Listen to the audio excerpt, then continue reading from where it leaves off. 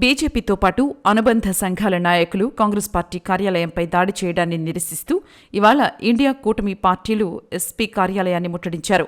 ఢిల్లీ వేదికగా జరుగుతున్న అంతర్జాతీయ ఏఐ సదస్సులోకి యూత్ కాంగ్రెస్ నేతలు దూసుకెళ్లిన ఘటన మీద బీజేపీ నాయకులు అనంతపురం కాంగ్రెస్ పార్టీ కార్యాలయంపై దాడికి యత్నించారు.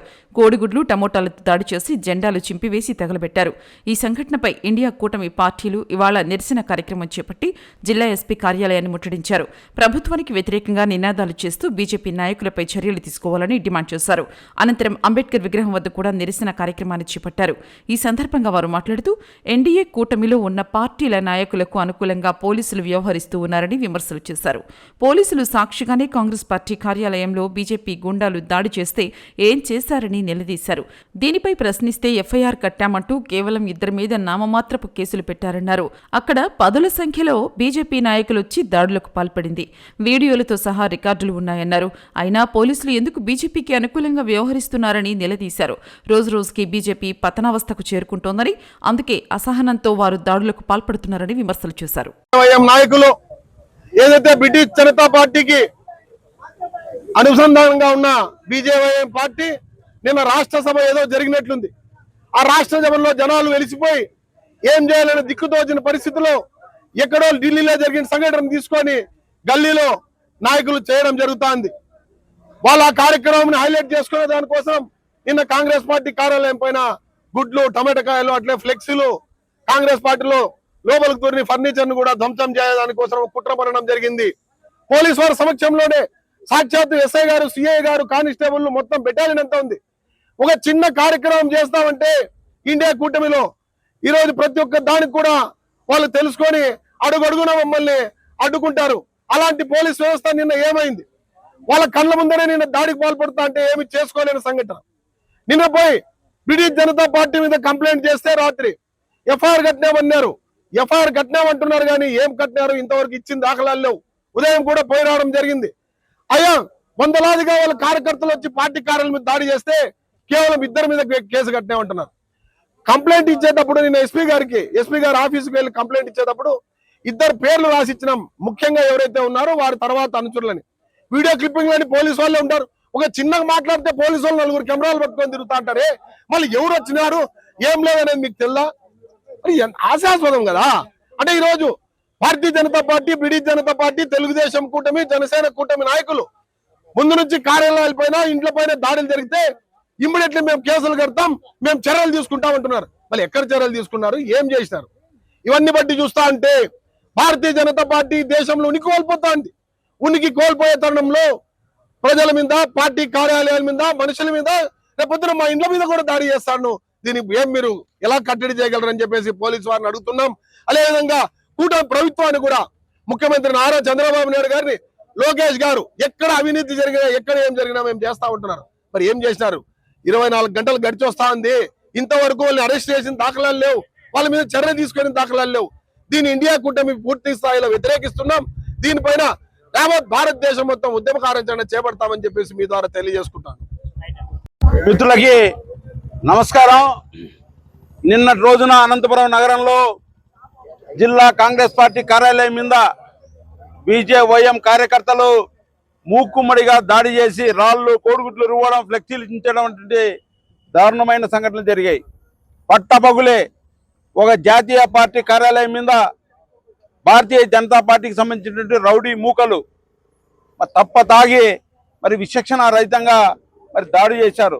అడ్డగించిన పోలీసు వారి మీద కూడా మరి నూకి దౌర్జన్యం చేయబోయారు. మరి ఇప్పుడు ఒకటి అడుగుతూ ఉన్నాం, భారతీయ జనతా పార్టీ వారికి అధికారంలోకి 3వసారి అధికారంలోకి వచ్చిన తర్వాత 12 సంవత్సరాలు గడుస్తున్నటువంటి సందర్భంలో పదే నరేంద్ర మోడీ గారు ప్రధానమంత్రి, మరి వారి పార్టీ నాయకులు అమిత్ షా గారు, బీజేపీ జాతీయ నాయకులు అందరూ కూడా చెప్తా ఉంటారు. ప్రజాస్వామ్యం గురించి చెప్తా ఉన్నారు, చట్టాల గురించి చెప్తా ఉన్నారు, శాంతి భద్రతల గురించి మాట్లాడుతూ ఉన్నారు. వాళ్ళు సమాధానం చెప్పాలి. ఈ సంఘటన మీరు ప్రోత్సహిస్తారా?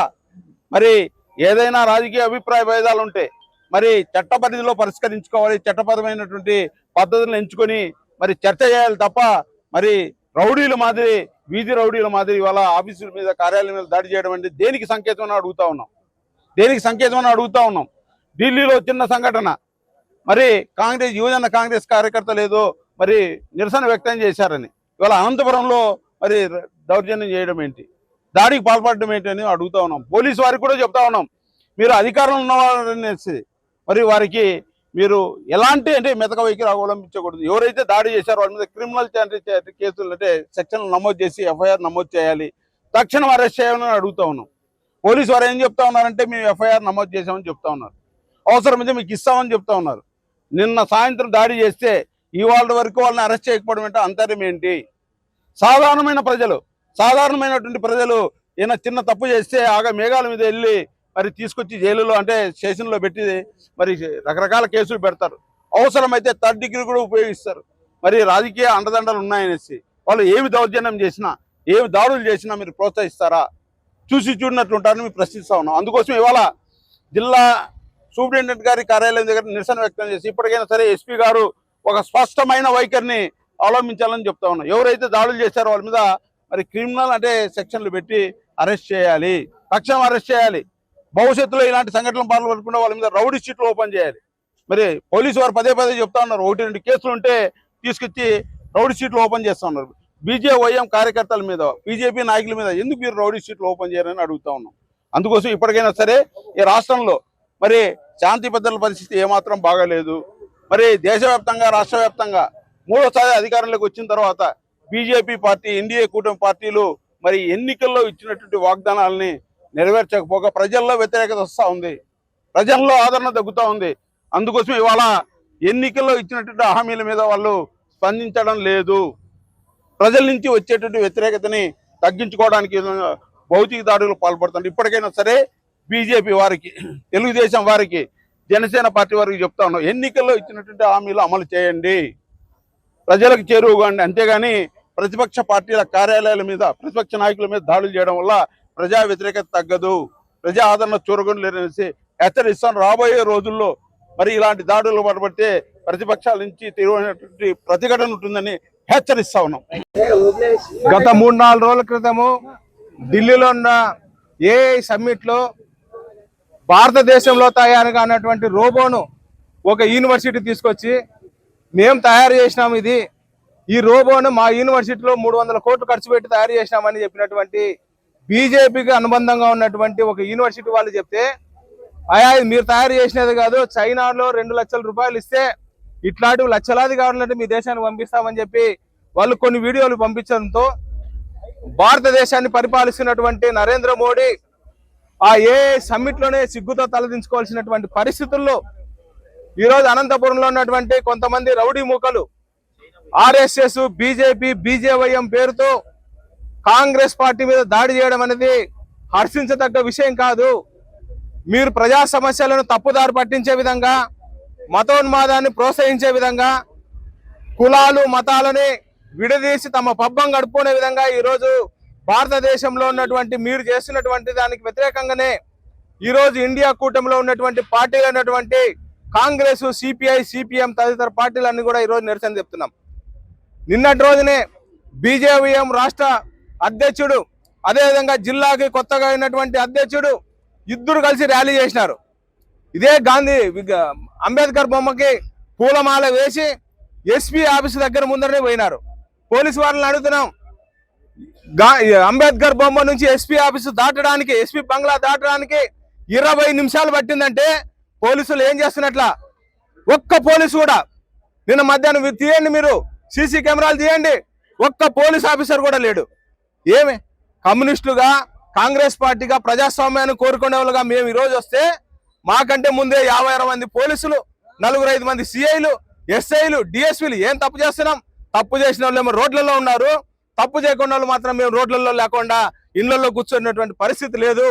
అందుకే మేము పోలీసు వారికి కూడా చెప్తున్నాం, ప్రజాస్వామ్యాన్ని కాపాడండి, ఎవరు తప్పు చేసినా, ఏ పార్టీ వాడు తప్పు చేసినా కఠినంగా శిక్షించమని చెప్తున్నాం. కానీ పోలీసు వాళ్ళు మాత్రం చేతులు కట్టుకున్నట్లున్నారు. మేము చెప్తున్నాం, పోలీసు వాళ్ళకి నిన్న వచ్చినటువంటి ర్యాలీలో అంత గంజా బ్యాచ్ వాళ్ళు ఎక్కువ మంది ఉన్నారు.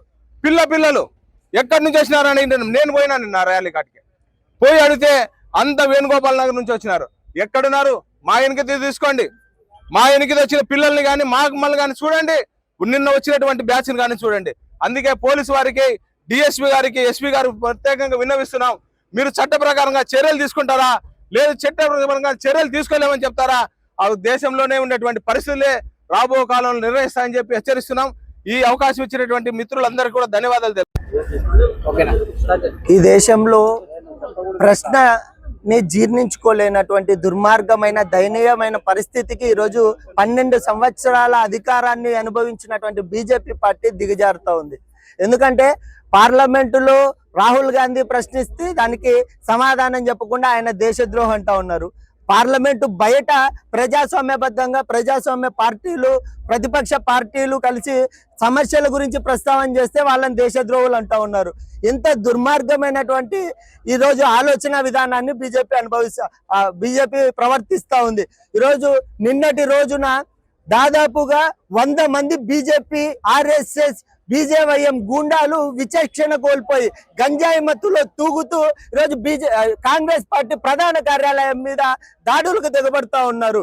ఎంత భయంగా ఈరోజు వీళ్ళ 12 సంవత్సరాల పాలనలో ఈరోజు ప్రజా వ్యతిరేకతను మూట కట్టుకొని ఈరోజు వాళ్ళు తీవ్ర భయాందోళనలకు గురవుతూనే వాళ్ళ ఉనికిలో ఉండడం కోసం ఈ రకమైనటువంటి దాడులకు దిగబడుతూ ఉన్నారు. మేము ఈ సందర్భంగా అడుగుతా ఉన్నాం.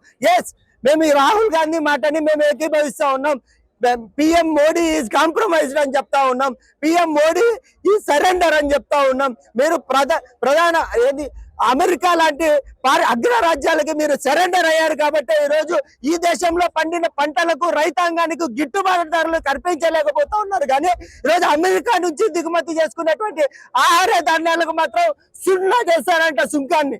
ఎంత దుర్మార్గం అండి. ఈరోజు పార్లమెంటు సాక్షిగా 9,600 మంది ప్రతి సంవత్సరం రైతులు ఆత్మహత్యలు చేసుకుంటా ఉన్నారని చెప్పి పార్లమెంటు రిపోర్ట్లు ఇస్తా ఉంటే ఈరోజు ఆ రైతులకు అండదండగా ఉండాల్సినటువంటి కేంద్ర ప్రభుత్వం ఈరోజు అమెరికాకు తొత్తులుగా మారి ఈరోజు దేశాన్ని దేశ ప్రయోజనాలని అమెరికా కాళ్ళ కింద తాకట్టు పెడతా ఉన్నటువంటి విధానాన్ని వ్యతిరేకిస్తూ ఉన్నాం. ఇప్పటికైనా మోదీ ప్రభుత్వం సిగ్గు తెచ్చుకొని ఈ దేశ భవిష్యత్తు కోసం ఈ దేశ ప్రయోజనాల కోసం మరి పోరాటం చేయాల్సినటువంటి అవసరం ఉందని చెప్పి హెచ్చరిస్తా ఉన్నాం. లేని పక్షంలో కాంగ్రెస్ పార్టీగా ఎన్ఎస్వై విద్యార్థి సంఘంగా దేశవ్యాప్తంగా ప్రత్యక్ష ఆందోళనలకు పూనుకుంటామని చెప్పి హెచ్చరిస్తా ఉన్నాం.